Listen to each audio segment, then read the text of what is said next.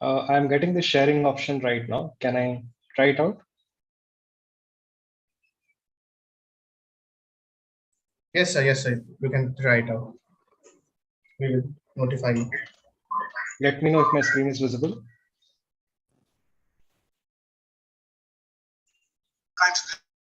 Dipanjan, is my screen visible? Yes, sir. Yes, sir. Yes, sir. Problem Can you hear one. the audio? We'll share. Yeah, it's clearly visible, sir. Can you मेरा hear the audio? 2011 में दोस्त के कंधे पर से गिरने के कारण मेरा शरीर पैरालिसिस हो गया था। No, मैं sir. इस व्हीलचेयर प्रयोग Yeah. Now it's coming. Now it's coming. Audio is It there was for me? coming. All right. Fine. Yeah. That should be.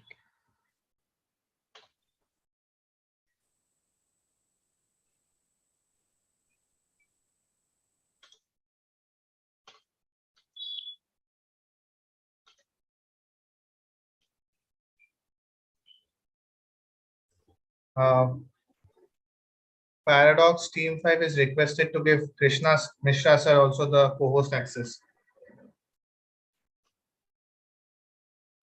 I think I am, because I can I see this option to share a screen. No. Okay, it is disabled.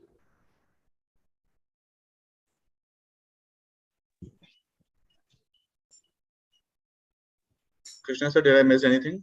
Are you saying something to me?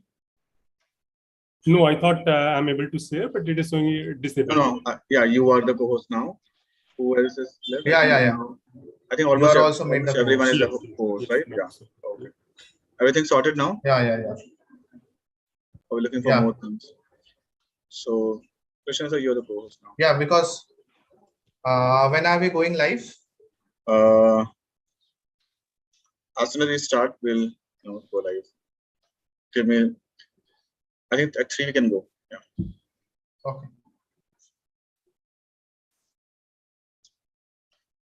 I think it's already streamed. We'll just go and check someone.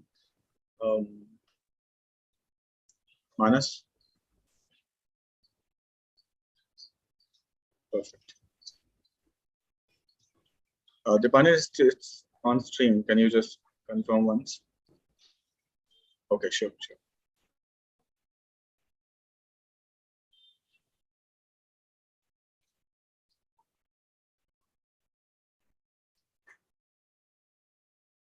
Yes, sir. We are live now.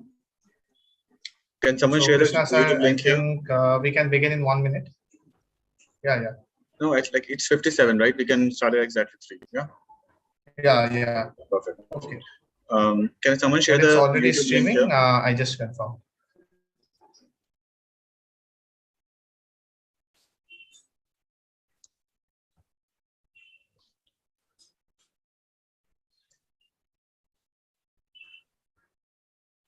Okay.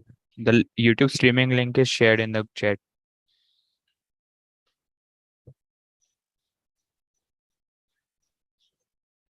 Okay, thank you.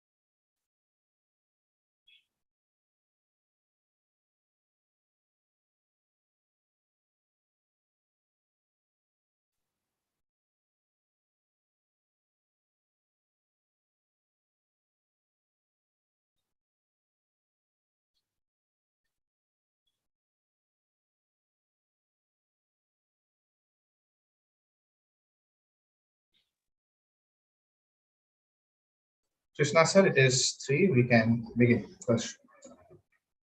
So others will be joining on YouTube, right?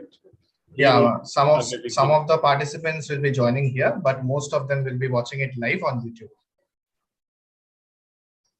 So we are live on YouTube. So we Yeah, we are live. We can begin. So we should start now. Yes, sir, we can begin. Okay, so first I'll start with thanking you guys, you, Sankalp, Manan, Abhishek, and all of arranging this one.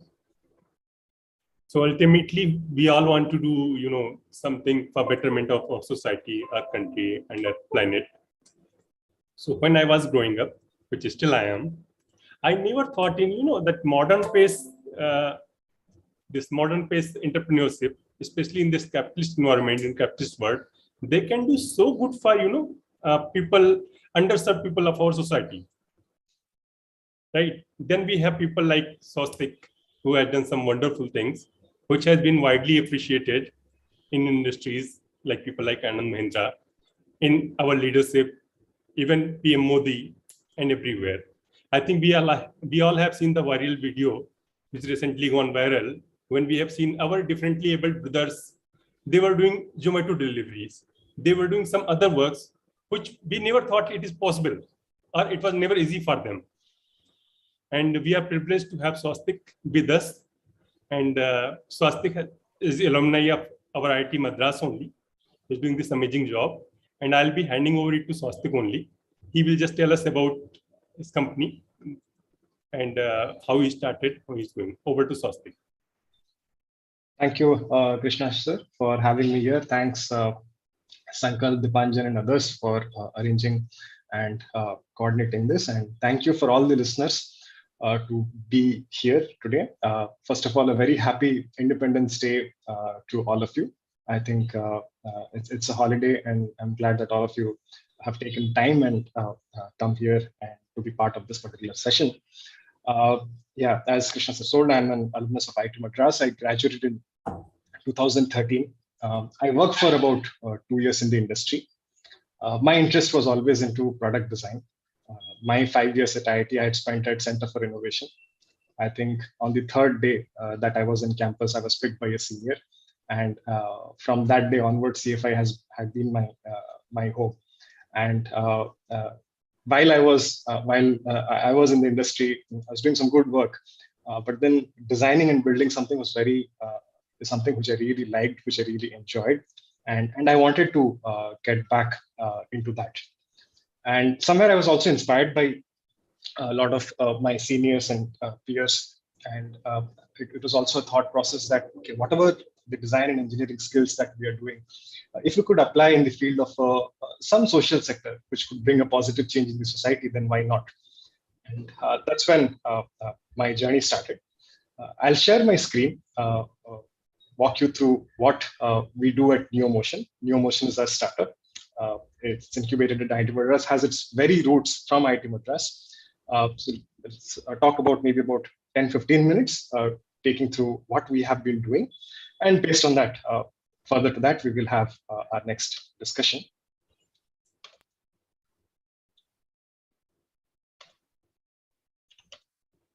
Dipanjan, kindly let me know if my screen is visible.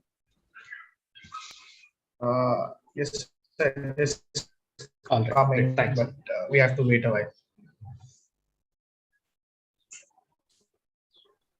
Yeah, it's visible, sir. Yeah. All right, perfect, great. So yeah, our company is called Neomotion. We started with the purpose of enabling mobility for people with locomotor disability and elderly. If you take this as a subject, it's a very, very large domain. There are requirements of mobility inside your house, inside your toilet, outside your house, and the category and kind of people, the kind of mobility requirements are immense. So it's a very, very large area that requires intervention. And in this large area, one of the first problems that we have taken up to solve is wheelchair users are invisible in our society. Very often they're confined to the four walls. All of us go to the market, to the office, to the mall. How often do we see a wheelchair user at any of these premises, at any of these environments? Why are they not visible? And that's the first problem which we are trying to solve at Neomotion. I'll play a video of our products so that all of you can see what it does.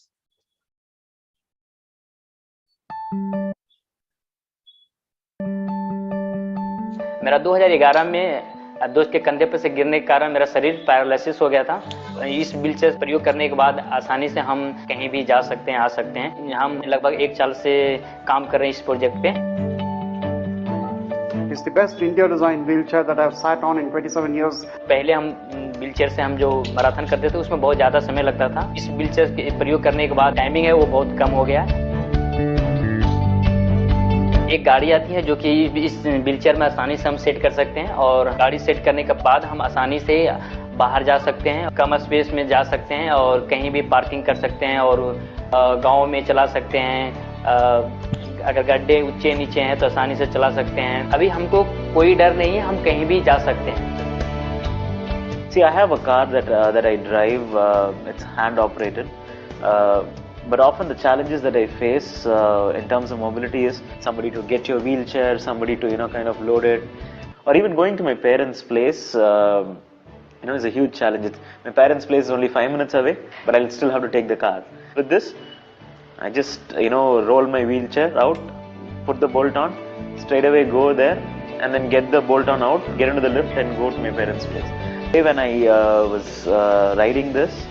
The feeling of the air coming and hitting on my face, I think that's the true sign of freedom and liberation. To go to the grocery shop or to the supermarket, now my wife is going to kick my backside and I have no excuses, absolutely. So what's the problem that we are solving? So conventionally, these are the two types of products which are used by wheelchair users for indoor and outdoor mobility.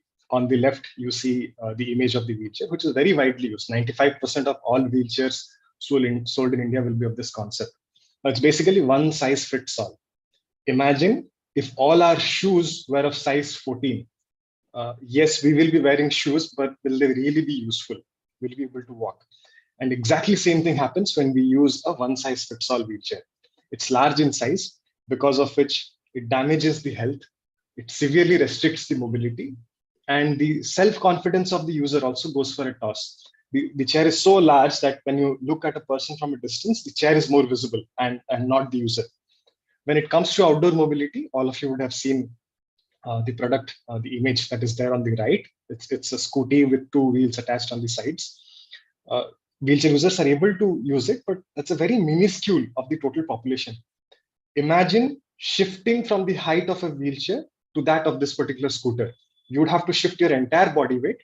And then after you go on to this, somebody has to help fold the wheelchair, put it at the back of the scooter, because once you go and reach your destination, you would again need a wheelchair over there. So it's a very dependent activity. If you and I want to go out, we'll just go wear our shoes and walk out. But for a wheelchair user, they have to plan, take help, and it's a lot of hassle. And because of these challenges, users are confined to within their house. And we are trying to solve them with our products, NeoFly.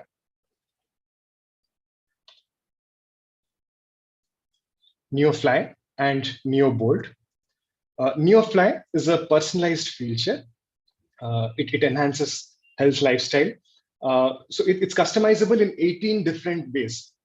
So we build every wheelchair based on the measurements of the body, their health condition, and the terrain and environment where the product will be used. So we take the measurements of your hip width, back wrist height, position of your leg. So we do all these customizations so that first you have a great posture. Whether you're moving or not on the wheelchair, you're sitting on it for maybe 4 hours to 10 hours in a day. And that for entire duration, one should not develop a secondary complication. It should be very comfortable and easy to use. So first we do that. Second, it's very easy to propel. We cover 3 to 5 times more distance as compared to conventional wheelchairs. The fastest half marathons and marathons in India has been done on NeoFly. It's very compact in size, almost occupies 30% lesser area as compared to conventional wheelchairs.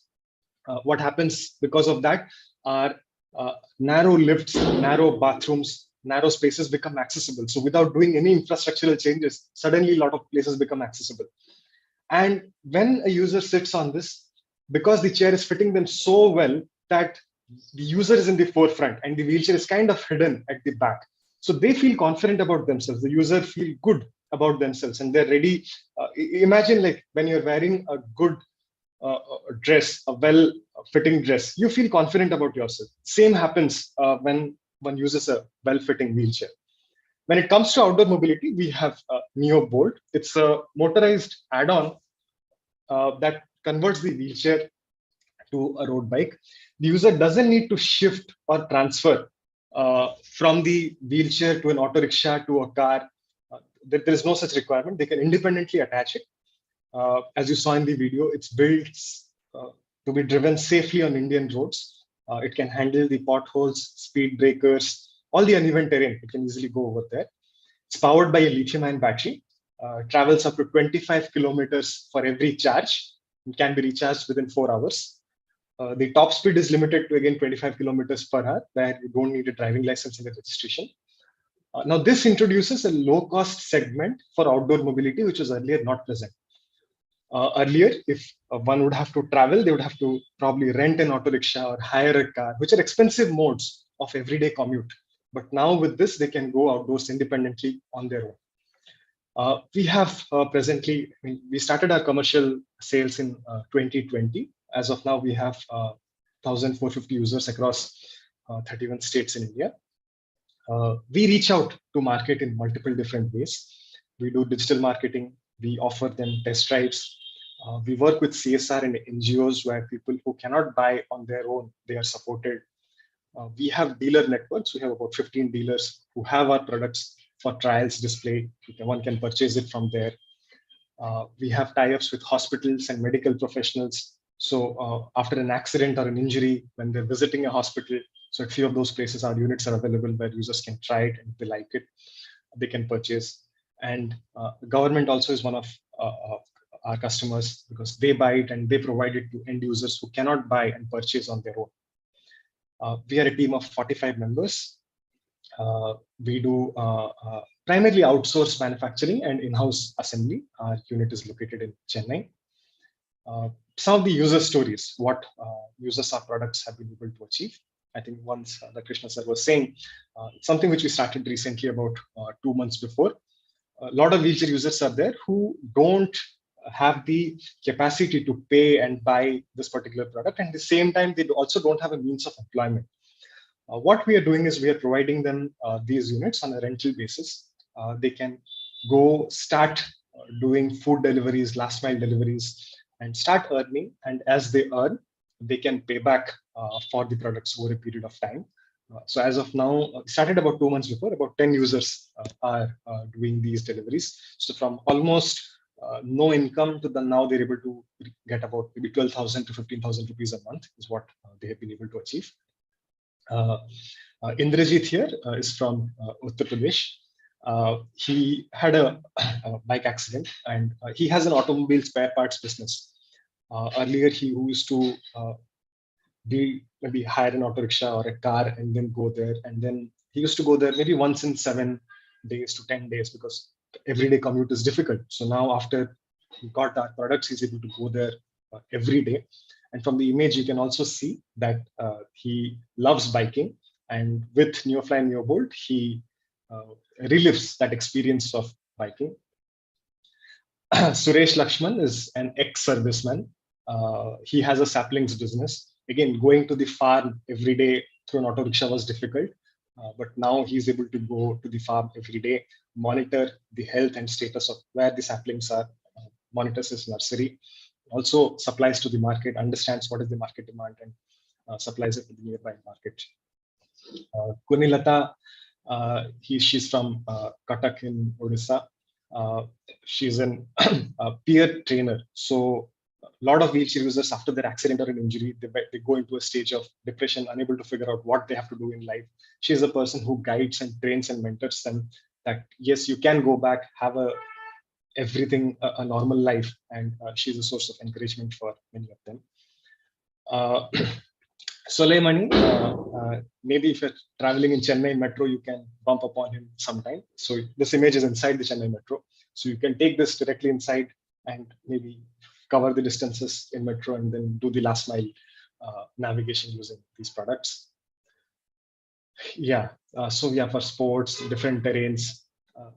Our objective is to enable wheelchair users to live life to the fullest. We have started with 2 products, but there are many more to come. The objective is to enable, to serve the larger purpose of enabling seamless mobility for people with locomotor disability and elderly. That's briefly what I had to share from my side about our journey, what we are doing. Over to Krishna sir and others for questions and pointers where then we can talk about very specifics on a startup journey and so on and so forth. Thank you, Swastik, for such great presentation, nice videos, and I really felt so connected. I believe so was the others. And you see, I being a marathoner, I have seen people doing marathon on wheelchairs, and how special those moments are in any marathon all over the world, right? As you mentioned, they have got the fastest marathon timing in India in this.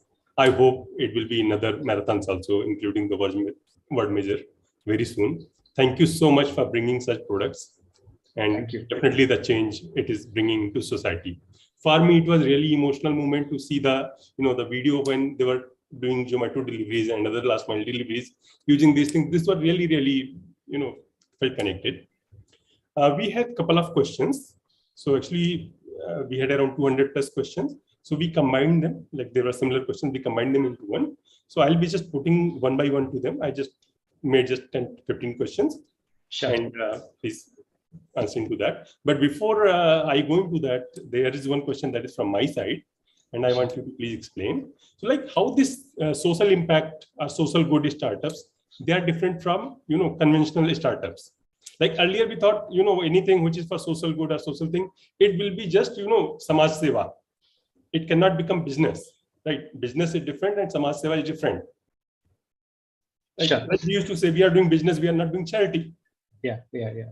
So we say that we are a for-profit, we are a business, and see, at the end of the day, the economic engine is extremely important. Whatever having said and done, the economic engine needs to run, and there will be challenges. There will be challenges, like for example, in our case, it was like, so there is a wheelchair user who could benefit from a product like ours, but then who does not have the paying capacity. So the question becomes, why does he or she does not have the paying capacity? What is the problem?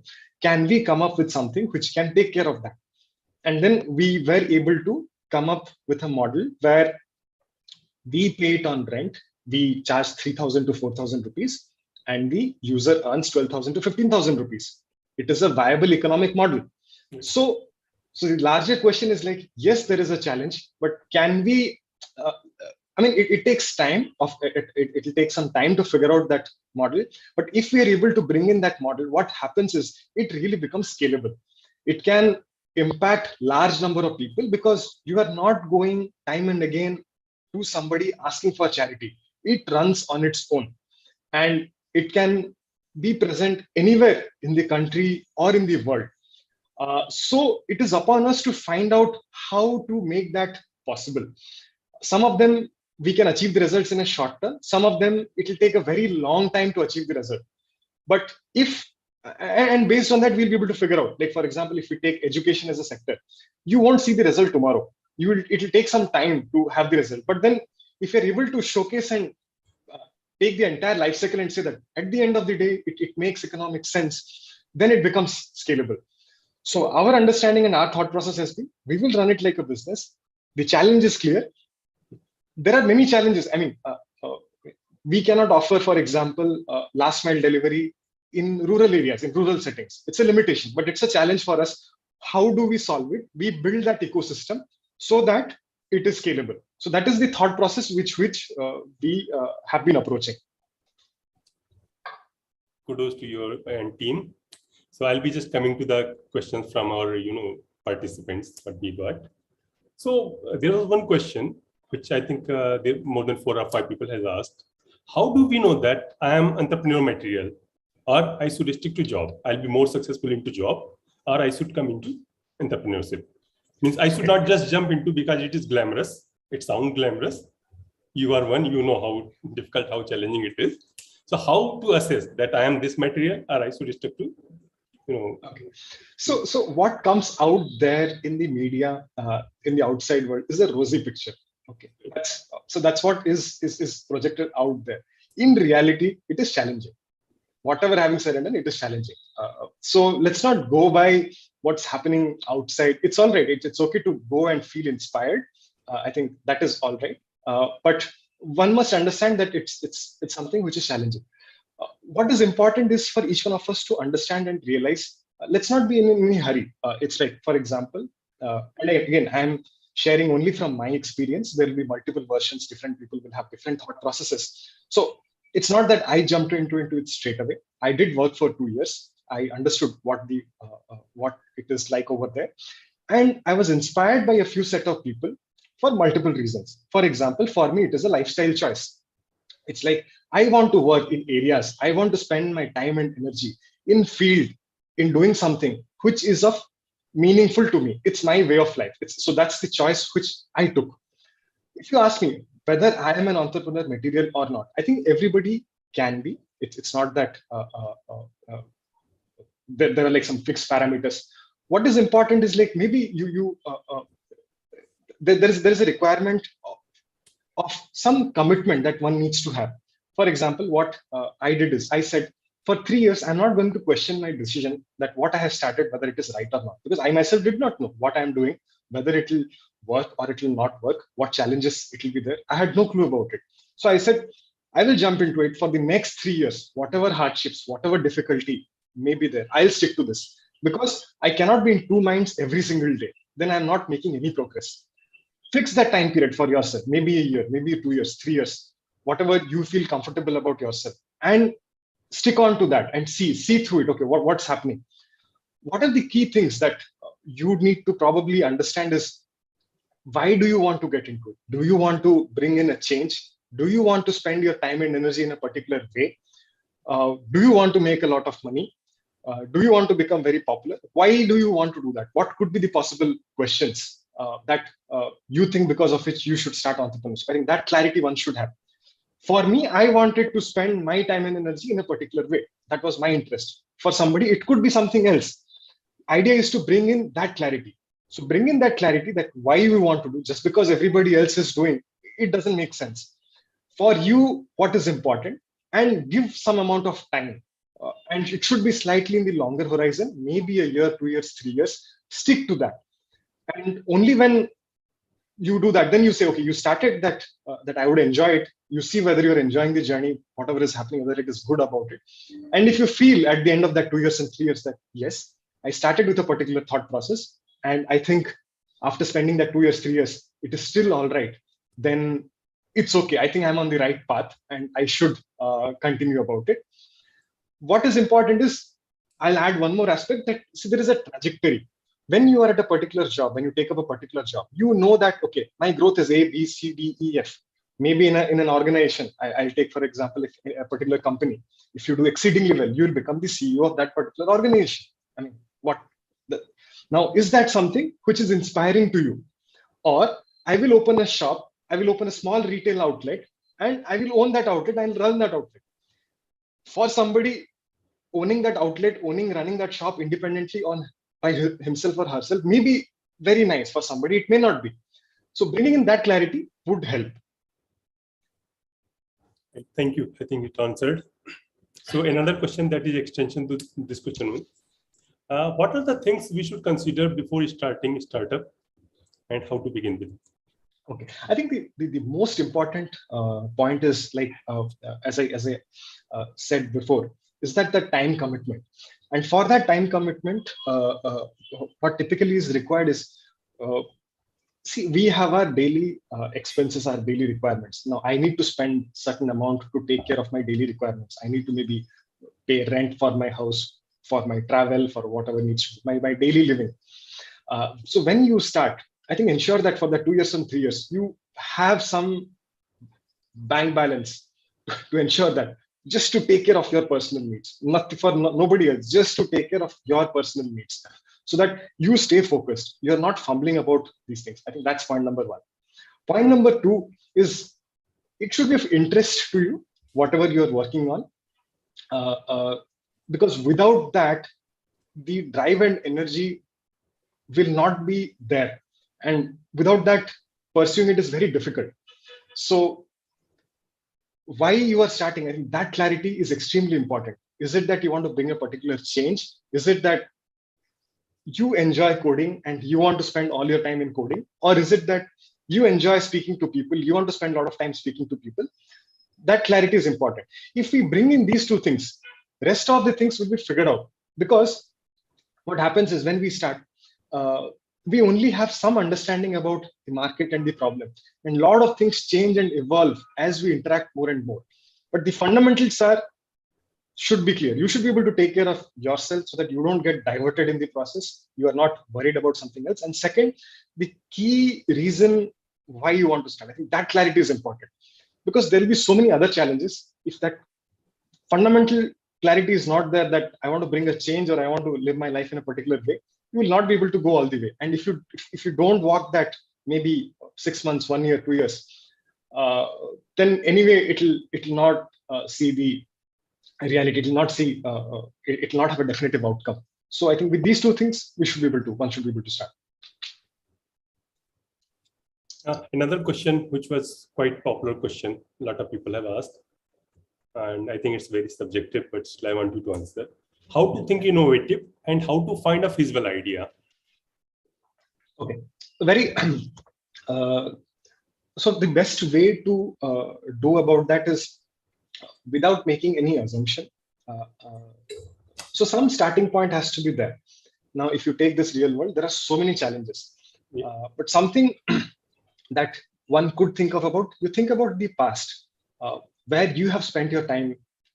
Is there something about which you think you have some know-how, some understanding? Connect the dots back, and maybe one of them could be the starting point. After that, go out and interact with as many users as possible, as many customers as possible. For example, before we even came up with the concept, the first proof of concept prototype, we interacted with close to 200 wheelchair users across 40 locations in India. We were interacting with them, understanding what are the products that they use, what are the challenges that they have, what are the socioeconomic environment that they have, so that you try and find a trend, a starting point, and which nobody else had been observing. You think that some products have been there, something is already there in the market, but you go out with a very open eye, interact with as many people as possible, spend about maybe 3 months, 6 months, and find out, okay, in the starting point, the idea, the area that you had identified, after you go and interact, what are some of the common gaps that you have, that you think, okay, these are the problems that people are facing, which if we solve will be great. You will find your innovative method over there itself. It's not like about an incremental change, but a larger solution and a larger problem. So the answer is connect the dots back, see what is the starting point. Once you've identified the starting point, interact with as many users and customers as possible, very vaguely, just go and understand. And without any bias, at the end of that 3 months or 6 months, you find what is it that you want to solve. So that will be your innovative idea over there. Or if you're a visionary, then you can come up with a product on your own, which people don't even know. So that's up to your imagination. And I don't think there is any process to go about that. Right. So to start with, what you would suggest, like to do side hustle along with job or college, or just jump in full time? I think a side hustle is a very good way to start. A side hustle is an extremely good way to start, because what it gives you is, I think the initial market understanding can be done very nicely over there. And it also, you're not worried. You spend your time nicely understanding the market, 2, 3 months, 6 months, a year. And once you know that, okay, you have identified, and all that is required is, you have identified the problem, and all that is required is that push, that time and energy. You go all out, and if you spend that, changes will happen. That's the time when you can make that switch and make that jump. So if you're already into something, side hustle is a perfect way. Once you have identified the problem, make that switch and go all out. Perfect.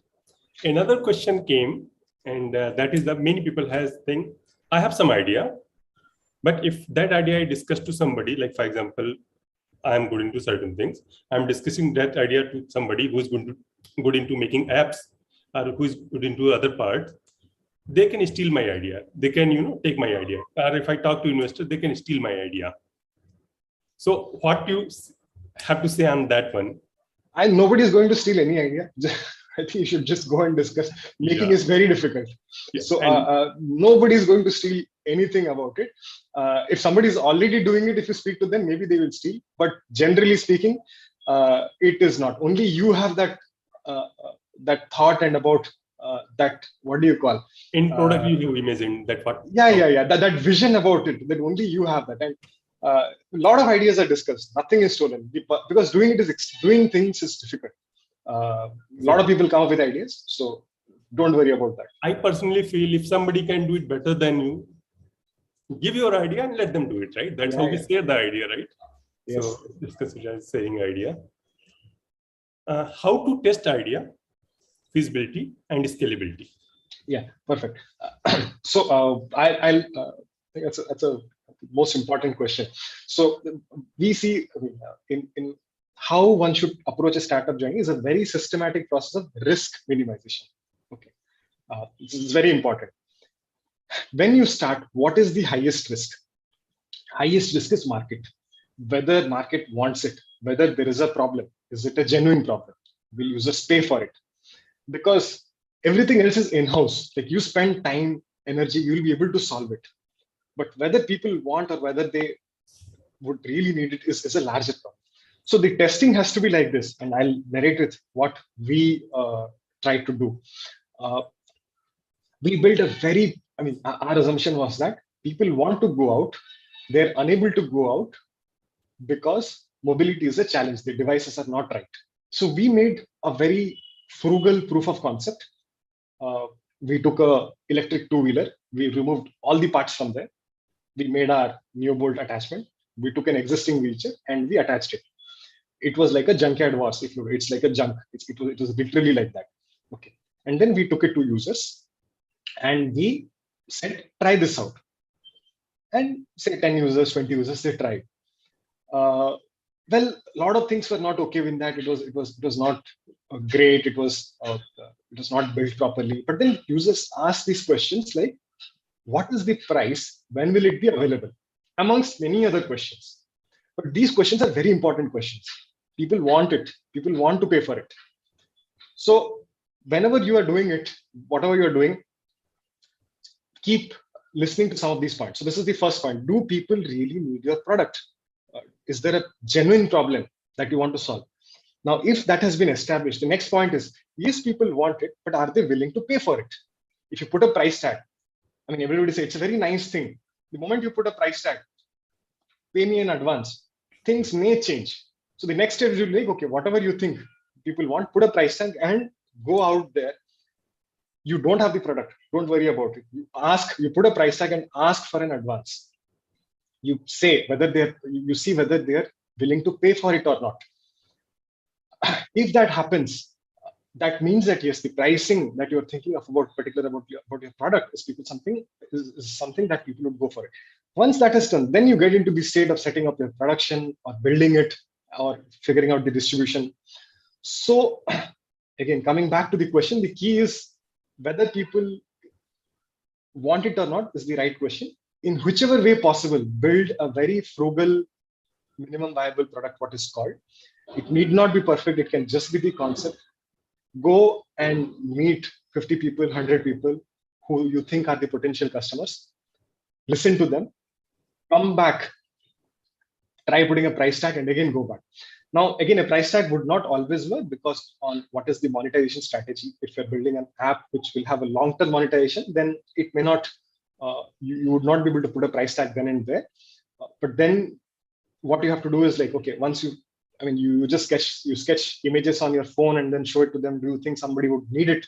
And then after that, you build a very basic platform and see if 100 people are downloading and using it. Work very closely with them and see whether it is working or not. By the end of it, you'd be able to identify a statement like this. Customers, like for example, we say for ourselves, people with spinal cord injury in the age group of 20 to 40 are very highly likely to buy our product. We have identified it based on that. We met with 200 people, but out of 200, only 30 people are there who are very likely to buy. We are able to make that particular statement. And then we see, is this a good enough or a large enough market? If we launch this particular product, how many people will buy it? We can take up questions like this. So you can think about it. I'm making an app for maybe for managing personal finances for people staying in tier 1 cities and having an average monthly income from so and so. If you're able to interact with these users and at the end of it are able to make a conclusion that, okay, these are the kind of people who will buy it, and by interacting with them, you're able to make them use it, then you can say that, okay, whatever you're making will probably scale. So traction. So get as quickly as possible to take it into the next stages.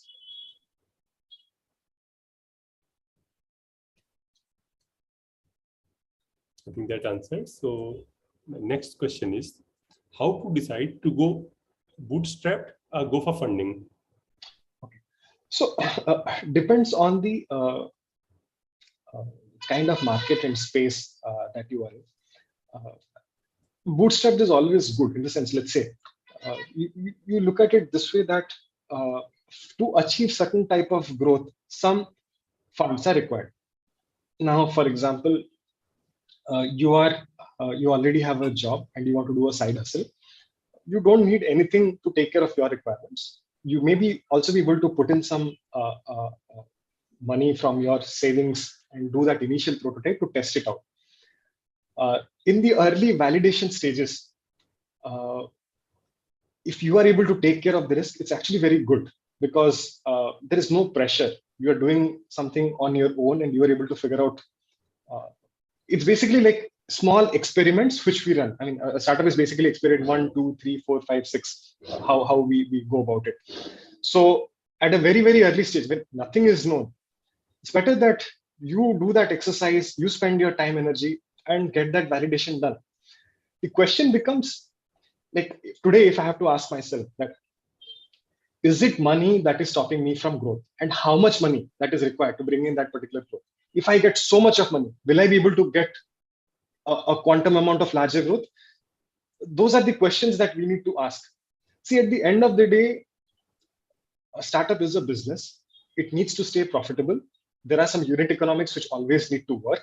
If you're earning so much, your spend has to be so much, and at the end of the day, there has to be so much left, either on every unit that we are selling or in the life cycle of the customer that we have. If all of that is figured out, and the only thing that is stopping you from growth is money, and you don't have that quantum, then you raise external funding. But what happens? What we need to understand is we will achieve certain result in some amount of time. I'll share my example. We are into hardware, we are into social sector. It takes time to develop a product and to bring it out into the market. Any investment that you take, they're also running their own businesses. Every investment that comes is its own business. It's like a 5-year cycle. In so much of time, so much of return has to be given. So there has to be alignment between the two. Your organization, you want to run in a particular way. There is an investment firm. They also have a certain expectation. If this alignment is not there, then it will lead to unnecessary confusion between the two parties, and you will be spending a lot of time and energy in conflicts. Which versus if you are doing good, and if you know, you know that you'll be able to achieve 100x growth in 2 years' time, and the only thing stopping you is money, then you will find investors who are perfectly aligned, who will fit and who will go.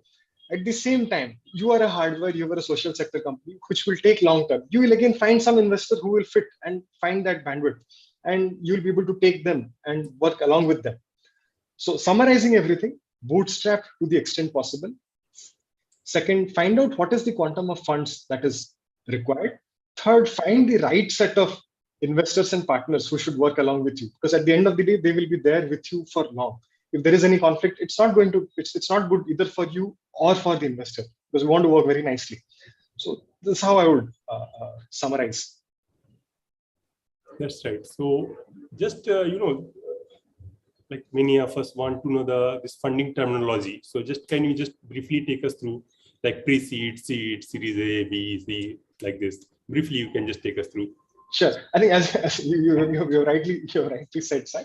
So it's again very it's very generic, let's say. So I think, as you said, your pre-seed, seed, series A, B, C, D. These are the terms for somebody. But if you look at it, series A would be 1 crore for somebody, series A would be 100 crores for somebody, will be 1,000 crore for somebody else. So in the context of a particular company, these are these very specific stages that will come. And it is upon you. Like, for example, when we prepare a business plan, for maybe 5 years and 10 years. And we try to see that, okay, what is the quantum of funds that is required in every 1 year, every 2 years time phase. And we would like to know of that on day one itself, because on day one, when we are onboarding an investor, we are diluting some portion of the particular company. How much we should dilute? To know of that, we should also know what will be the dilution requirement in the next future. If we are not aware of that, if you dilute very large amounts early on, there will be nothing left at the later stages. Mm-hmm. So we need to bring in that clarity that, okay, these are the 7 or 8 rounds that maybe we will raise, and this is how the quantum will be like. It's completely imaginary, but it's something which you think about, which you plan it out. At least you have some thought process into that. And once you plan it out, you break it into stages. That by taking a pre-series, we will achieve so much. By taking a seed, we will achieve so much. By taking series A, we will achieve so much, so on and so forth. So I think that is the clarity which we require.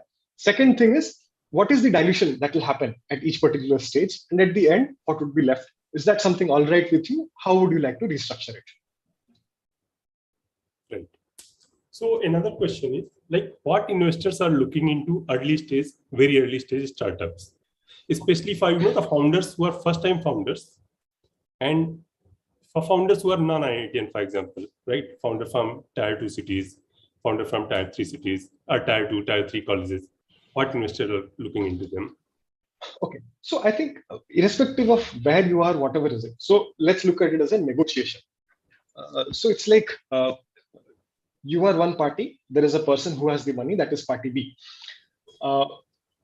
One should be able to demonstrate that why should you come and invest in my company?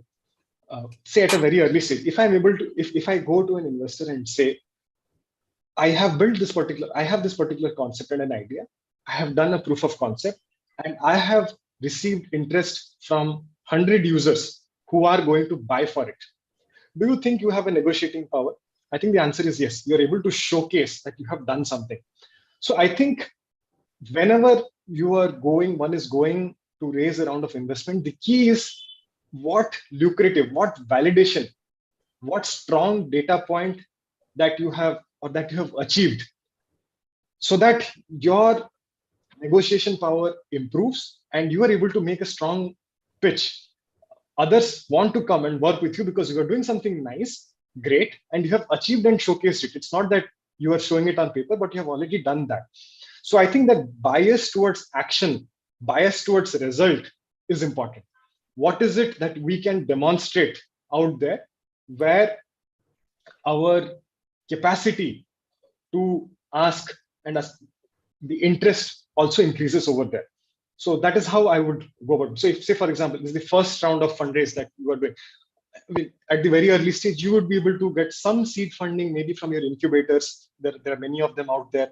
If incubators are not there also, take some 20, 30,000 aside from somebody, build that crooked, very simple proof of concept, be it an app or a product or a service, demonstrate it, bring in some 25, 30 customers, 100 customers, just pre-orders from the particular customers. Because if it's a really good product, people would be willing to take it and buy it. And once you're able to do that, then you go and approach the investor that I have started, this is my idea, and I have 100 customers who have paid. That's fantastic. If not paid, at least willing to pay, or paid at least 5%, 10%. They've given me some money. Good, people will be interested because they know that you are interested in action, you're interested in result. That is what investors want. At a later stage, again, if you have something what could be the next stage, that I have now built my next phase. I'm ready to produce 100 units. I have set up my, I have spoken to my vendors and have lined up my vendors. It's only about maybe spend that money and get into tooling, or have identified that these are my people who will be programming it. We've identified the architecture. Now it's about onboarding them, and then they spend about 3-4 months time, and then my program will be out and our product will be out. So get to some tangible action. Right. And just want to hear your insights for incubation, for incubators. It's good for any company to go through incubators, right? Yeah. So see, so we always need, as we are starting, a place which will at least have some answers where we can bounce off our ideas, because we are limited by our own imagination, or we are limited by the exposure that we have. I met with mentors who have 50 years of experience. Now, it comes with, they're able to say a lot of questions before, because of their experience. They're able to ask me those questions, which I could not think of, or which I did not think was important. Now, they're able to ask those questions to me. And it comes from a variety of sectors, from maybe regulation standpoint, from a market understanding standpoint, from a financing standpoint, from funding standpoint. You get all of that. So the idea is, if you have an incubator, then typically they will have mentors from different backgrounds, and that at that one location you'll be able to share your thought and get a lot of feedback back. Now, your job is not to go and answer every one of those questions, but to be aware of those questions and at least know, okay, this is the question. It is not relevant to be right now. Maybe after a year it will be important, but I'm aware of it. I know that I don't need to take any action. I'm not taken by surprise. If you're able to get all that know-how, questions, thought process beforehand, you can plan out your activity, and then you can start addressing the most important ones. So the key of incubation would probably be, like, first, the mentorship. Second, if they provide the seed funding, great.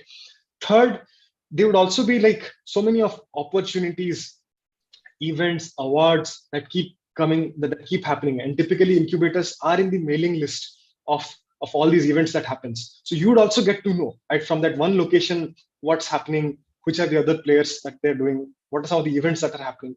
So it's good to be associated with a center where all these activities are happening. You may also meet peers, other startups who are there. Sharing knowledge with them, discussing with them would also help. So these are a few of the benefits of incubators. And yeah, one must go for it. Right. So now from money and process, I'm coming to the people. So we say 1 and 1 is 11 at many times, right?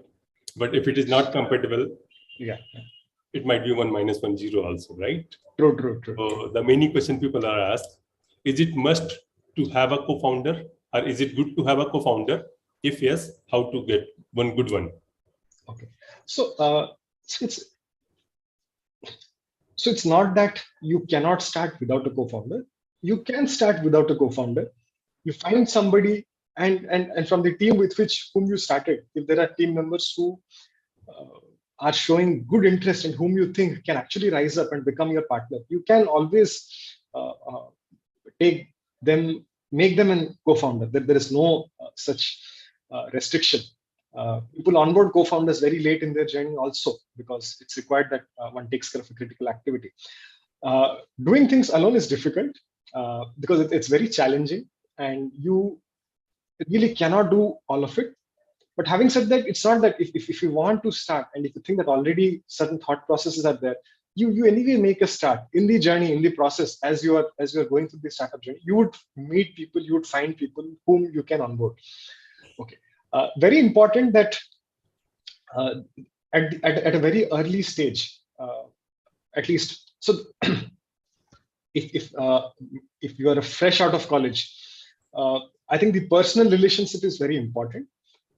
As you become mature, like maybe 10 years and 15 years into the professional career, then a co-founder relationship can be set up at a very professional level. I may not even know the other person, but we can think, we can write things down in black and white, and we can operate. But typically, fresh out of college, it's not the case. So based on which stage that you are in, if you're very early, maybe 2-3 years out of the college, if you know somebody with whom you have worked before on some projects, you've spent maybe at least 3 months time, 6 months time, understand what is the working style like, both of you understand each other, have a respect for each other. That's a good team. As you go forward, you may be able to onboard somebody at a professional level where you list on that ABCD are your deliverables and you're onboarded for that ABCD, and that person has that maturity to take that responsibility and deliver it. That can come at a later stage. In any case, irrespective of at an early stage or at a later stage, wherever when you are starting, I think it is important that we bring in that clarity of responsibility division between different team members, between the co-founders, that what you are responsible for, what I am responsible for. I think at a very early stage, all of us tend to do everything, and which is perfectly all right. Everybody shows equal energy to do. But gradually with time, try bringing in that differentiation, that distinction that I will do this, you will do this. Because what that happens is it gives everybody that space and freedom to explore more, to do more. As human beings, it takes time to develop that respect and understanding that, okay, what the other person is saying, I should take everything positively. It will come with time, but it takes some time to develop that sense of respect. So till that happens, work together, but try bringing in that differentiation in responsibility. It will help in the long run. Right. So like this was about co-founders. Now the next question is about team, the early team, right? For the early stage startup team. So the problem is that time paise nahi hai. You don't have money. Future nahi hai. Even you are not sure that how good it will be. So how to get the good talent for that time? How to convince them to join you, and how to retain them? Okay, so I think it's I think the question comes that you need to onboard people only when you have that clarity that, okay, we have built something and we know that this will work. I think refrain from onboarding people unless you have that one has that clarity or that what needs to be done, or unless you have a lot of money. If you don't have that money, that's the case where we're starting off. The one or two of you, the co-founders, you have parked aside maybe 30,000-40,000 rupees in your bank account that is, say, with this only we will work for the next 5-6 months. You do spend as much time as possible, figure out what is required. Because so the question over there is, I am unable to do this, hence I need more people to do. I don't have the time. So to reach that stage, you already need to figure out what is it that is required to be done. So bringing in that clarity is important. And in between, you would always need some helping hands. Take interns for 2 months, 3 months. There will be college students who would be willing to spend and get an experience. Offer them a certificate, offer them some stipend, which is all right. But you can onboard them, and it is not that you're onboarding them full time. You're also not taking the risk of onboarding somebody whom you don't know. You onboard somebody, let them work for part time, and then they can go ahead. Based on the kind of work that you are doing, you would also find a lot of freelancers. Again, the question becomes whether you have the money to pay or not. But some of them may be willing to just spend some time on a pro bono basis. Ask them that, can you spend 3 hours for me in a week and help me with this? And if we do well, maybe I will repay you. It's about your relationship of how you build this. So the key is, don't onboard people unless we know what exactly they are going to do. As co-founders, do as much as groundwork as possible without leaving it to somebody else till you understand that, okay, I have figured out, and to go to the next stage, I need so much of money, I need so much of work to be done, and only by having these people, this work will be done. So only when that becomes the bottleneck, then you onboard people. Then, because you have that clarity that unless I have these people, I'll not be able to achieve. Don't onboard people just for the sake of it. That's right. And there were certain questions, and as we see, many people, they join startups, they want to do something, they want to prove something, and implied stock options are there, right? They'll be just having some stocks of companies. So just share some light on that ESOP thing. Yeah. So typically what happens is when you'll be onboarding your initial employees, you won't have the money. to pay them to their full capacity. So you and everything has to be number driven. Everything has to be number driven. So you would have to arrive at some value of your particular company and hence of that particular ESOP. And you have to say that your market compensation is so much. I'm unable to compensate the entire amount through monetary. Hence, I'm going to compensate only so much through cash, and the balance has to be compensated through ESOP. And at the same time, you should also know that it's a stock option, which basically means that it's almost like a share for the company, and it should mean a long-term commitment. You would want to have that entire whatever percentage, whatever value, be spread across some 5-6 years, because you want the person to stay there for long, because you are rewarding them in a very long-term way. ESOP is a long-term reward. So ensure that you vest it over 4 years, 5 years, based on the kind of company and the market stage that you are in. So do the math so that you arrive at the numbers appropriately and vest it over a period of time. Great. And question was the profitability or scalability. Of course, it depends on your kind of products, but how to choose or how to prioritize that, which one to go for? Okay. It's a personal choice. There is no generic answer about it. You understand the market well. And if you think that you can, for the kind of market that you're operating in, if you achieve scale and then later you can become profitable, it's a perfectly okay path to take. If you think you are in the market that first you want to be profitable because there is, it's all right, you can wait and then later you figure out the model and then you scale it up. I can also say one more way of looking at it is like, if you don't know whether the kind of sector that you are in, the product whether it will be profitable or not, you can maybe take the profitability challenge first and try to make it profitable and then scale it up. If you think that you're in a market that there are so many other players that are there, and if you don't grow fast, the market will be captured and will be taken by somebody else, you can probably choose scalability. So these are the few ways: a personal choice and the kind of market that you are. Perfect. That one. So other participants, can you please put in your questions? So we'll be going through that one. And one more question I have, that is I think it will be last question from my side. So that is how to handle failure. There will be many times things are not going as planned, right? It is good to be persistent, but I think it is also good to know that when to stop, right? Or when to pivot, when to change the things, right? So just your thoughts on that. I think you would see more failures than success. I think right. That's what it is. Rarely anything works. I think important is to all of this you would have already, I think, lean startup, those concepts have been there. So the idea is to do quick trials. I think don't sit on something long enough and then figure out that it does not work. As quickly as possible, ask the hard questions and let it be questions which are beyond your control. For example, the code is not working, but you know that if I spend so much of time and energy, it will work.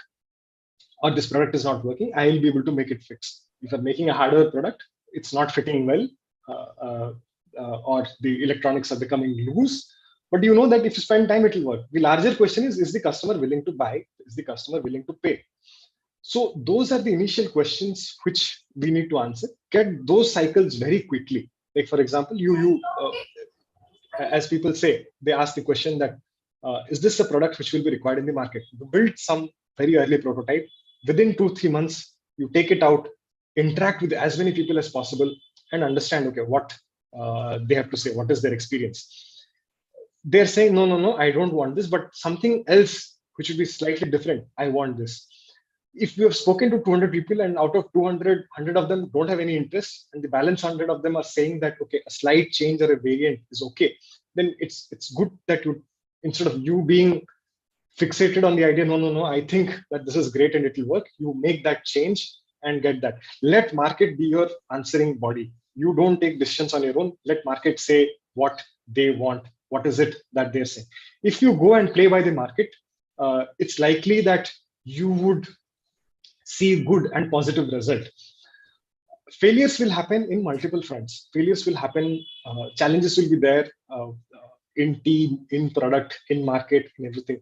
So as we are going through this entire journey, I think that clarity is important, that what is the commitment time frame that we have decided.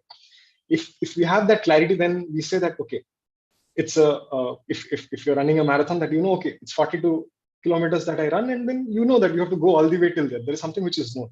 So in your journey, you define it 2 years, 3 years. So that, okay, fine, I have to go on for so long, and let me be persistent. Let me not question myself. That's one.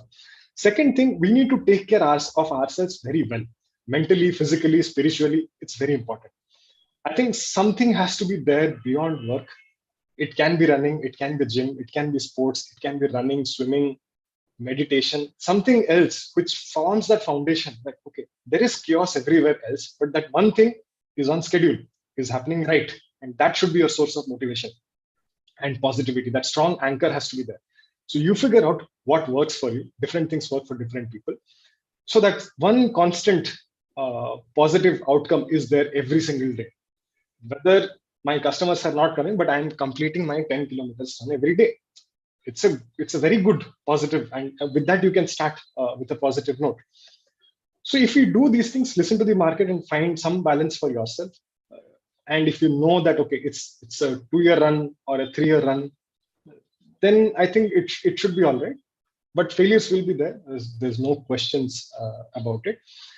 It should be a lifestyle choice. It's a personal choice. I've started this to learn so many things. Because I'm failing so many times, I'm probably becoming wiser. I have answered questions which others are not answering. If that motivates you, go for it. Thank you for so detailed answer, so clear. Now, some very specific questions some people want to know about, your company only. Okay. I think recently, I think all have seen the, tweet from Anand Mahindra, Yeah. and how he committed he's going to support, right, Neomotion. So just some light you can say on that. Okay. So Neomotion and Anand Mahindra, his okay. package. Sure. Okay. So it was great. It was a great meeting with Anand Mahindra sir. So we went to him with a certain set of questions and requests that we had from our organization. They have a very large design and engineering team. We wanted support from on some of those aspects of having their team available to us whenever we have questions. They have a huge vendor database, suppliers who work with them, support and access to some of them. Then we had a request. We have not yet implemented it. Like, they have their multiple dealer outlets. Can we take help from some of the dealer outlets to have our products positioned over there where people can come and try? Because already space, infrastructure, everything is set up, and we need some very small space over there. So requests like this. And we also said that in future, whenever we raise our round of funding, we would approach him, and he said, yes, I would be interested. So whenever you do that, please come. So this is how our interaction with him was there. For us, what was great is like, for a personality like him, being so humble and being able to interact with him, and he listening to us and asking us questions very relevant to our field, was very inspiring. So it's like you are managing, you are heading an organization which is so huge in size, and you ask questions, you think at that level, and then we are an organization which is so much in size, but then the questions are relevant to our level. So I think that bandwidth of being able to, at a very small entity to a very large entity, it was very nice to know and understand those questions and at least get validated that, yes, I think we are on the right track. Right. And same with your videos with PM Modi, right? All those things. Yes. So I think I'll be coming to the questions who got into the chat box. So there's one question which I think they sent into direct. How to find events to showcase? So one way you have told through your incubators. What are other things? So yeah, I think find out to get enlisted on subscription channels of as many incubators as possible. So for example, there are newsletters that would be that a lot of incubators roll out to. Then there is Startup India. So you go to their website and get your email enlisted over there, like you know, subscribe to their newsletters. So what will happen is you will keep getting these events. So I think go to incubators for all IITs, VIT, SRM, any incubator that you can think of. Go to that on Startup India website. Get registered to there. Now every state has a startup commission of the Startup India. Like startup, like I'm from Tamil Nadu. We are in Tamil Nadu, so there is a Startup Tamil Nadu. So every state has their individual startup. So get registered to them, and see if there are any meetups that are happening. There will be some WhatsApp groups locally that would be there. You go to Facebook and find, like, maybe if you're in Trichy, there will be like some Trichy startup meetup, or if you are in maybe Warangal, there'll be some startup meetup in Warangal. So get enlisted on as many places as possible, because things typically flow to all of these places. And from there, you'll be able to find out. There is no one single answer. Like if you ask me, how did I go about? I did not plan these events. I just kept meeting, and kept adding. It just happened that now we are listed on so many databases, and things flow to us. So I would say that, okay, make a conscious choice, but also travel and meet and interact. And every people whom you meet, I think you can always do this, which we used to do initially. Every customer or every well-wisher whom you meet, ask them for, can you introduce us to 5 more people whom you think could help us? That would help you build your network. We build our initial customer base only by this. Every customer we meet, we will force him, you have to tell us 5 more people who could benefit from a product like this. Now, out of all 5, only 2 of them would be maybe all right. The 3 of them may not be so relevant, but it's all right. At least you're adding them to their network. So similarly, when you used to meet our mentors, we'll ask them, okay, can you introduce us to somebody else in the industry? Also, what you could do is in the specific location that you are in, ask for the find out who are the bigger industries located over there. Try getting an appointment with them. They will have their networks. They will put you in touch with certain networks. So use these hacks to access network. So another question from Gaurav that we, I think, already discussed. Is it necessary to get the idea patented before sharing or starting? Yeah, I think it is. Yeah, one should do that as a good process, as a good. So it's got nothing to do with how the business performs or not, but it's as a good process, as a good habit, one should do the patent, and one need not have to file the entire patent. You can do a provisional filing with very minimal and basic details before the details are out on any public domain, on any newspaper or any photograph or any social media. You can file something provisionally, and you almost have a year to get into the details. What that happens is it gives you that that edge over others, and gives you a sense of protection if needed later in future. So as a good process, do file it before it is not before sharing, before it is out in the public. For example, if you have an idea, you want to go and meet a customer and do a trial, you don't have to do a patent for that. You can still go and do the trial. Only ensure that no photograph or no video is being recorded, no evidence is being recorded, which can go into the public domain. Right. Discussing your idea with investors and co-founders and the team and app developer, that is totally fine, right? You can do it is perfectly all right. I think it is perfectly all right. And the essence of it, it should be okay, because you will get ideas. It will only get refined. There is no harm in that. Yeah. So, how to manage expectation from myself during this journey? I think whoever asked if they can just do a follow-up of yes, exact clarity on that. If you can, I think Somesh, you can maybe just elaborate a little bit more on what you wanted to check. We'll definitely answer it. You can just elaborate it slightly more and put it again on the chat box when we go back. So how do you plan for your business future? What have been your most significant failure and what did you learn from them? I think it's specific to you, he's asking. Sure. Our biggest challenge has been setting up production. It's almost like an automobile. We work with multiple vendors.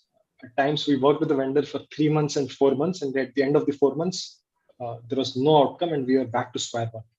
I think setting up production has been our largest challenge, because I would say the most valuable thing for us has been time. Like it's so much of time that's passing, and in that amount of time we have to achieve so much. So that's where we have what we learned from it is like we should work with partners to whom we are also valuable. For example, when we started setting up our production, we approached vendors, companies who are very large in size, and we would not be a significant business for them. So while they're interested in the product, they are interested to in the cause. But the challenge was we were not a significant business proposition to them. So initially we were very happy that yeah, they are large companies, they'll be able to take care, but then it did not happen. So finally we had to come back to very, very small suppliers to whom we are important. We contribute to maybe 20-30% of the overall business that they do.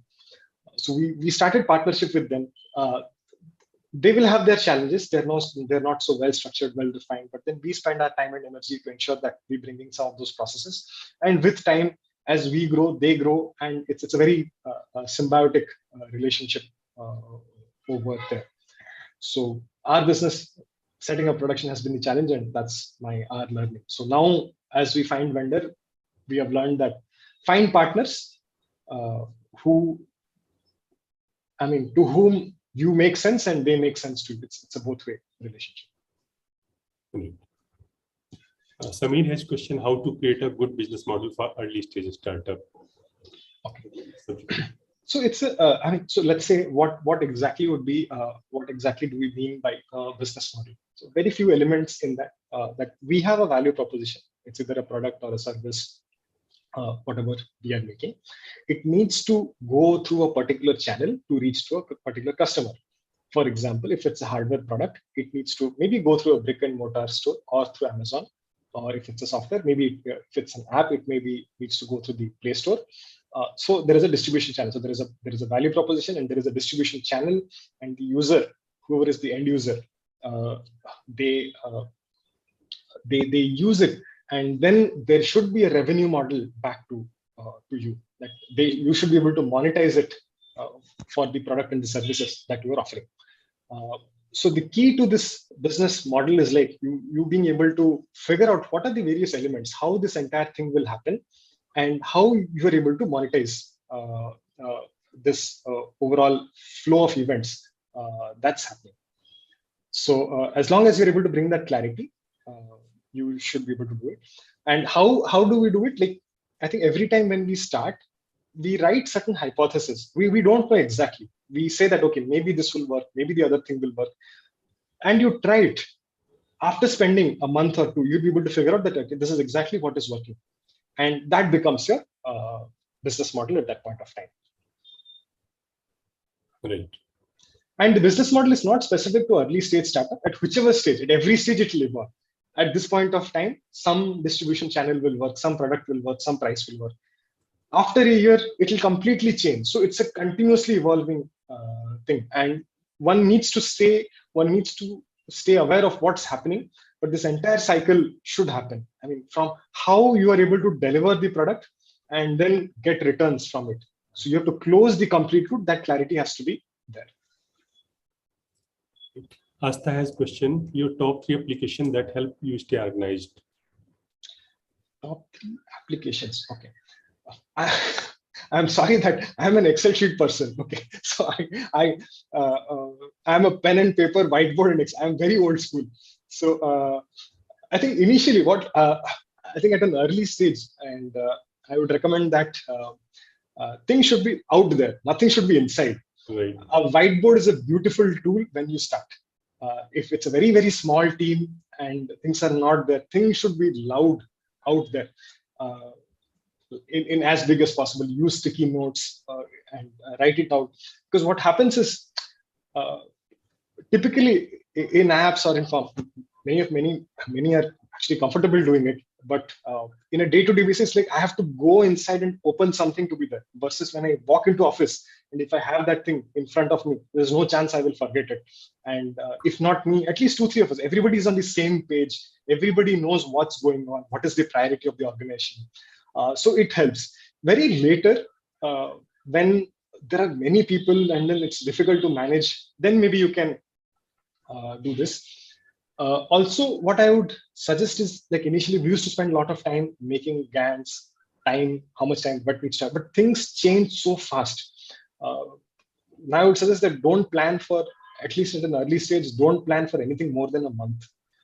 You just identify, okay, these are the next 5 or 6 milestones. Let's pick the first milestone that ahead of us and plan only for that and nothing else. And let's get there quickly, because time is of essence. And the faster you do it, better it is. So apps wise, don't complicate, just keep it simple. And if it comes to very specific to the product, then you definitely use apps. But as far as task management organization is concerned, you pick a room. I mean, that's how I have followed. I would recommend that we do that at an early stage. Right. So Manas is asking, how do you deal with self-doubt and doubt from others? Yeah. So park that question for 3 years. Like, you take that call. Like, I am not going to doubt of myself for the next 1 year or 2 years. So that time has to be there. Otherwise, every day you'll be in self-doubt. And there's no point. We are not moving anywhere. So I think that's extremely important, that we commit ourselves for some time frame, and we stay to that, and bring everybody on team on the same page also. Is it 3 months? Is it 6 months? That none of us are going to question what we are doing. We will question the path that we're following, the course corrections that we're doing, but the overall journey that we have plunged into, that we want to build a product, a hardware or software, a service, whatever you have plunged into. So that commitment, you keep it for some time, because without that, it will be difficult. So, but if you have that time frame, there will not be any self-doubt, and within the team also, everybody should be okay with that commitment. That's right. Soik is asking how to deal with funding and make a tight hold in market. So depends on the kind of market that we are in. If you're the kind of market where speed is of extreme importance, it's like market is developing very fast, and everybody is capturing the market. And if I don't take the funding, others will go ahead of us. I will be left behind, and funding is the only thing that will help us. Then you go and take the funding. If there is nobody else who is there, you are the only one out there. And if you think that you have a year and 2 before others come and others catch up, you stretch yourself, go as far as you can.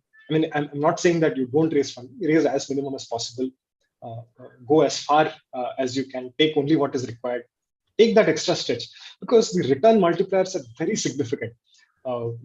Like, if you ask maybe 3-4 years before, one would draw very, very minimal salary. But with time, you see that, yes, the business is possible. It will work. Traditionally, conventionally, what we call startups, businesses have been existent for long, just that they took a lot of time. Now things are going fast, and with the advent of technology, with the availability of people, but fundamentally it's a business whose economics will work. So don't worry much about the funding. The first thing is getting the customer to pay. Can you reach that stage? And in reaching that stage, if the bottleneck is, if had you had money, you could get people and do something and reach there, then definitely go ahead and take that funding. And if you are ahead in the market, you will hold the market tight. I think if that's what you meant.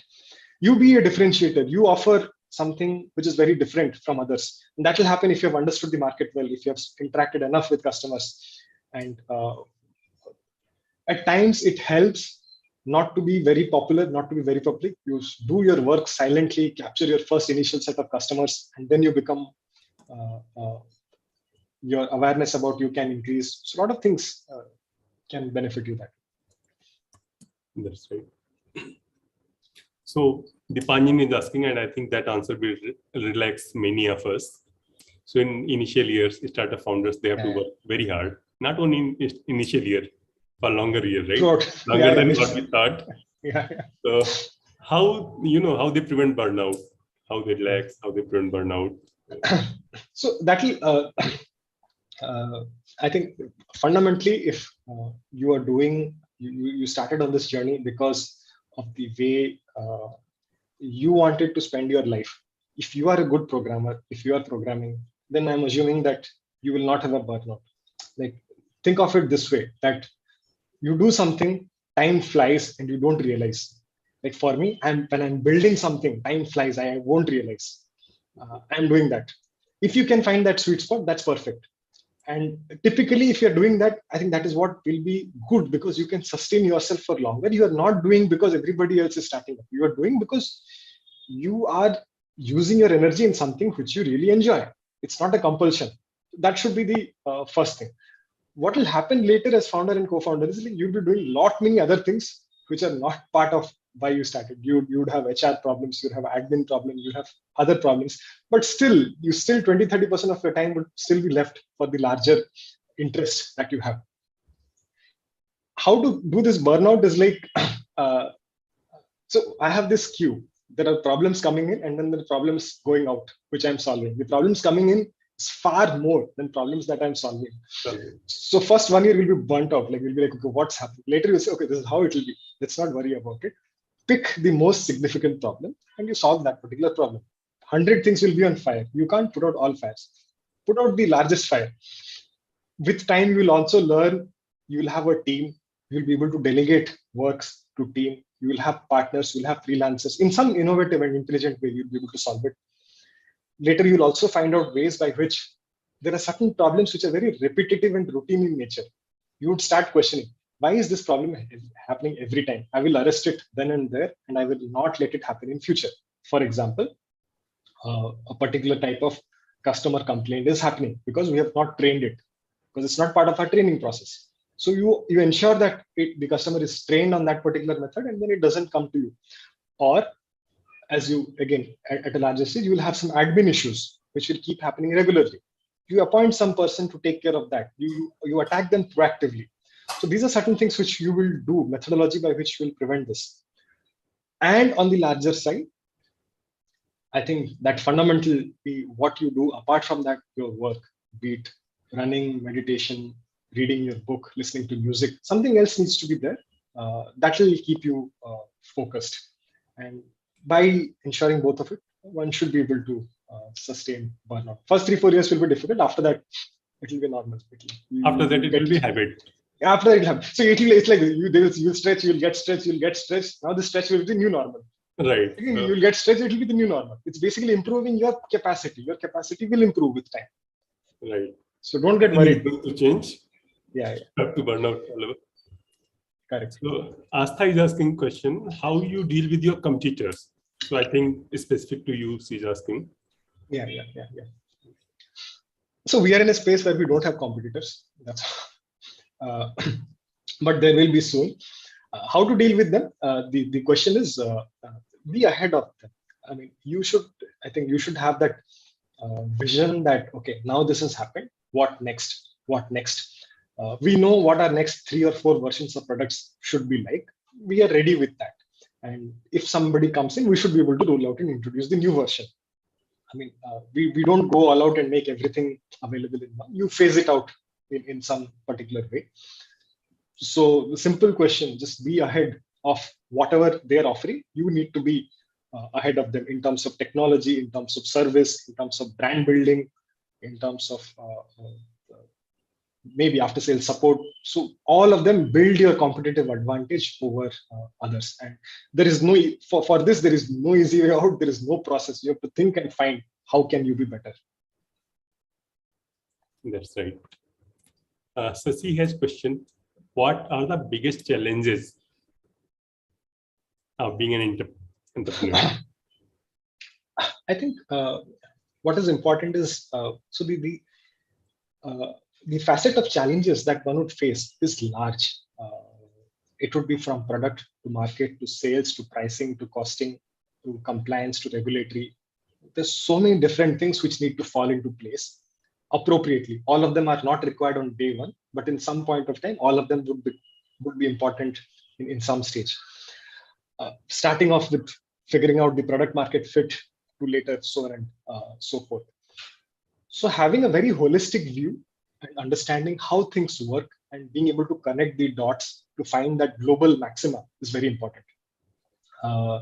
That so many things are happening, but the key things one should not lose sight of, should have a very good understanding of the complete spectrum of activities that's happening. And at any point of time, okay, these are the 2-3 things which I should not lose focus on. It requires some. So as we start an entrepreneur, we start purely as a product developer to becoming a true entrepreneur where different things are happening. So that continuous evolution has to happen, and in between some structure and framework, one needs to keep developing for oneself, so that you have, like I would say, a one-page report card of where your organization stands at. So what is that one-page report card for you on today's date?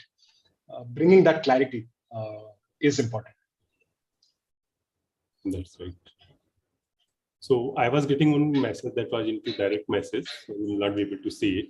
So basically his question was how to get manufacturers to, do manufacturing to small quantity. I think he was talking about how to go ahead with MVP, right? Yeah. How to get your MVP and POC done. Sure. Can you shed light on that? Yeah.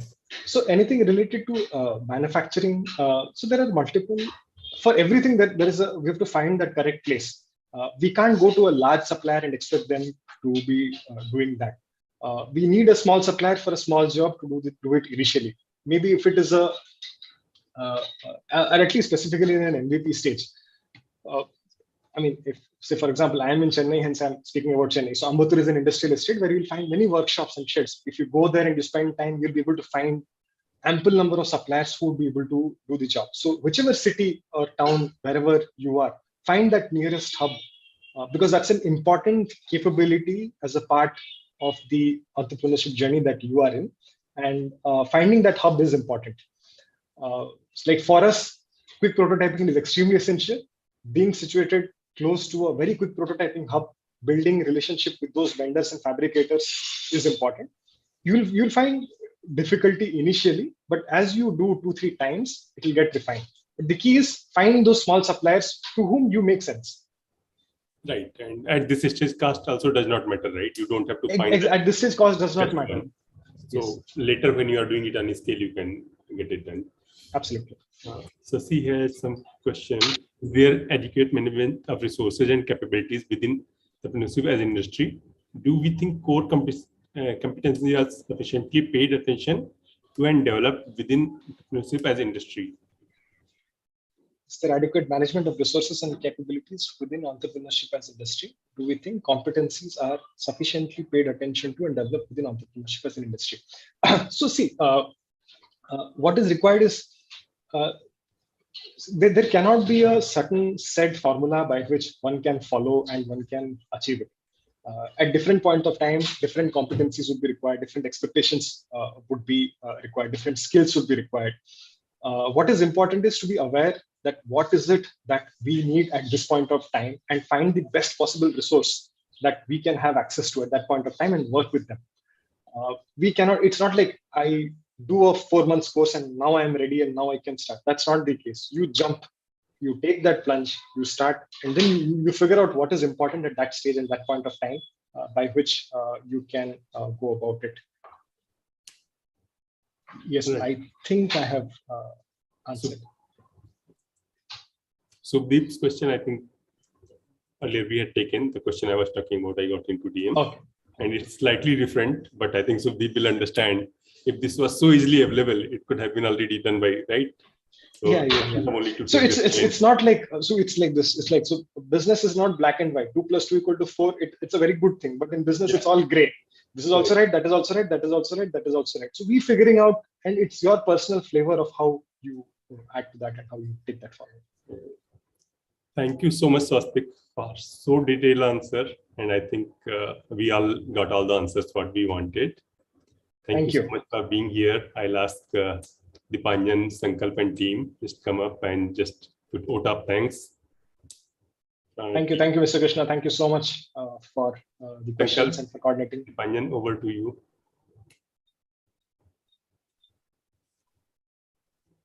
Yeah, thank you so much, sir, for joining us, and it was like a pleasure, joining with you here. We would like to connect with you again. People are very excited, and we would like to connect again and learn more things. Thanks, Sankalp. Yeah, thank you so much, sir. One of the humblest CEO among us. That's what I feel in the last 2 hours. Oh my God. So, yes. I want to thank Krishna, sir. He's guiding us a lot. Dipanjan, like, everyone, Manan and Abhishek, like all of these people, Outliers 2.0 this event. Plus, I really wanted to say that Outliers 1.0, like which happened in IIT Madras, that also went very well. And all of those people, like Megha, Arusha, and like they are right now busy in somewhere else. But all of that team was very good. Like, thanks to them also. Yeah. Fantastic. Krishna, thank you. Thank you, sir. everyone. And we are finishing at exact 4:30. That's what time given. Yeah, So that's correct. perfection, right? That's perfection. Yeah. Thank Dipanjan, you so much, everyone. I think he has a mic problem. Or what? Unmute. Okay. 1 second. Yeah. Yeah, so I would like to thank sir for explaining us the concepts in a brief span of time, giving detailed analysis of each and every question, and yeah, we really had some amazing questions also, and I think lots of doubts got cleared, and we will try exploring now new ideas, new ventures, go for the prototyping, and yeah, we learned a lot in today's session. So I would like to thank you. And I would also like to thank Krishna sir for being such a lovely host and carrying forward this session in a very well structured way. Thank you, Krishna sir. And thank you, Swastik sir, as well. Thank you, everybody. Thank you.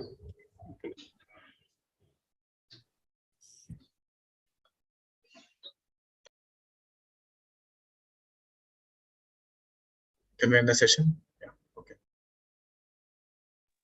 Yeah, I think we can end the session. Thank Okay. you guys for joining. Thank you, everyone. So, Thank you. and thank you for making this session go so well, smooth. Thanks a lot. Bye.